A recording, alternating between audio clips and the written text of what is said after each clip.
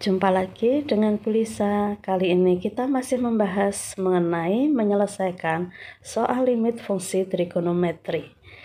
Dalam video ini kita akan membahas dua soal, yaitu yang pertama limit cos 2x ditambah 1 per cos x untuk x mendekati pi per 2, dan soal yang kedua adalah limit x kuadrat dikurangi 4 per tangan x dikurangi 2 untuk x mendekati 2. Kira-kira gimana ya cara menyelesaikannya? Kita lihat bersama-sama soal nomor 1. Limit cos 2x ditambah 1 per cos x untuk x mendekati pi per 2. Langkah pertama kita coba dengan menggunakan substitusi. Artinya x diganti dengan pi per 2. Sehingga soal menjadi cos 2 dikali pi per 2 ditambah 1 per cos pi per 2. Ketika x sudah digantikan suatu bilangan tertentu, maka notasi limit tidak perlu ditulis lagi. Ingat bahwa pi sama dengan 180 derajat dan pi per 2 adalah 90 derajat.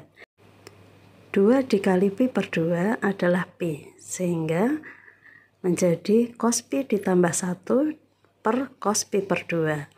Cos pi adalah cos 180 derajat, nilainya negatif 1. Cos pi per 2 adalah cos 90 derajat, nilainya 0. Sehingga langkah selanjutnya menjadi negatif 1 ditambah 1 dibagi 0, hasil akhirnya 0 per 0. Jika kita menyelesaikan soal limit menggunakan substitusi dan hasil akhirnya 0 per 0, maka itu berarti cara yang salah.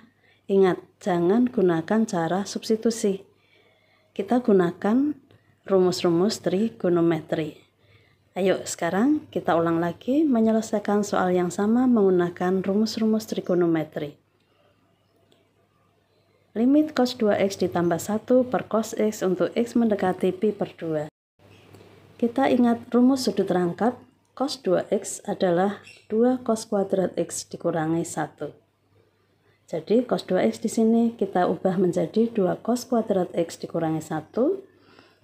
Dikurangi 1 ditambah 1 hasilnya 0, sehingga pembilang menjadi 2 cos kuadrat x. Nah, 2 cos kuadrat x artinya 2 cos x kali cos x. Pada pembilang dan penyebut ada faktor yang sama, yaitu cos x bisa kita coret, maka tinggal 2 cos x. Sekarang x kita substitusi menjadi pi per 2, sehingga hasilnya 2 cos pi per 2.